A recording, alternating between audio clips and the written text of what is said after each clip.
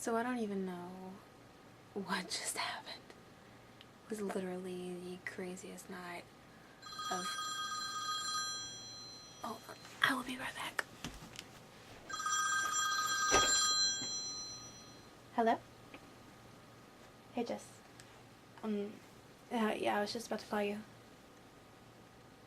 Hey, I left my jacket in your car. Could you bring it tomorrow? Yeah. Yeah. Yeah. Okay, bye. Okay, sorry. So, Jess and Angela were going to Port Angeles for dress shopping for the dance, and I decided to tag along because I wanted to go to one of these bookstores there. So we get there, and I'm going to the bookstore by myself. Not good for me because I get lost very easily. I have no sense of direction whatsoever. But on my way back, I did get lost pretty bad downtown. I started being followed by these creeps, just thug type people. I was so scared. It was really intense, and I finally realized I was being herded into these dark alleyways, and they were cornering me, and it was, I don't even, and just as they were about to attack me or whatever they were gonna do, I see headlights coming around the corner. I was so scared that I threw myself in front of the car. I was like, this car is going to stop or hit me. And it spun around, and the door opened right beside me. I heard Edward's voice say, "Get in." So I got in, and I was immediately calmed. I felt so safe.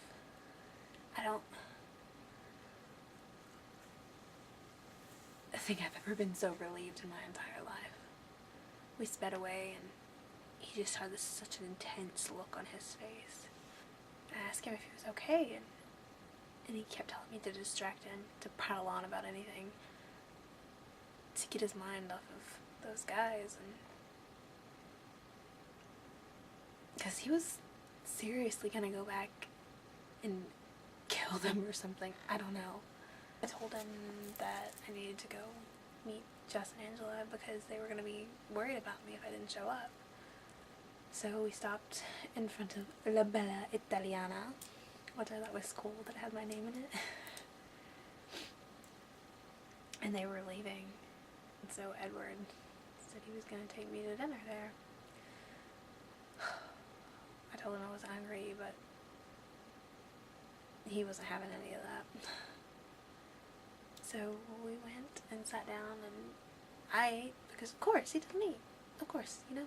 The waitress was hitting on him the whole time. It was so funny because he wouldn't even look at her. He was just staring at me. Never felt that way before. I don't know why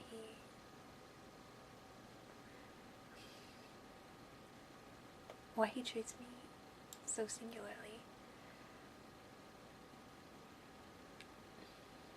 I don't feel worthy of it.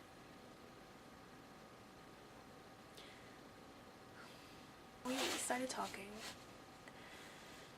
and he wanted to know what my theories were that didn't involve superheroes. And so we started talking about, hypothetically, if someone could read someone's mind with just a few exceptions. And he said there was only one exception, and that was me.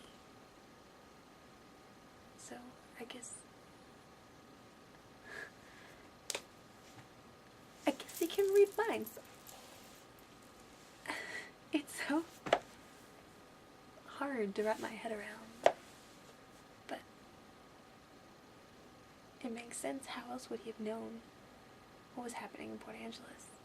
It gets weirder. Don't worry.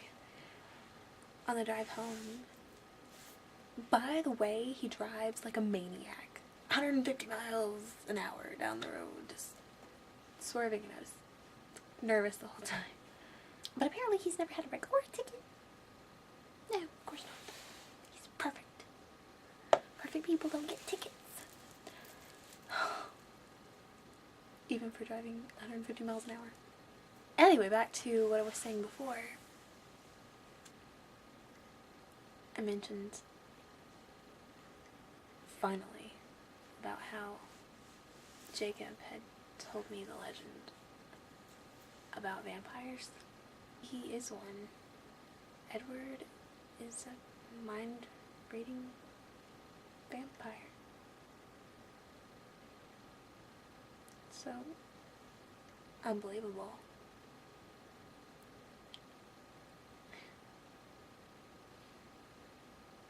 I don't even know what to think right now. My mind is just...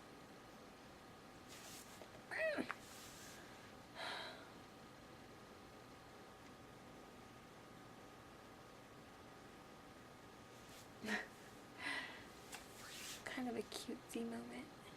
So I was asking him about the cliche vampire things, like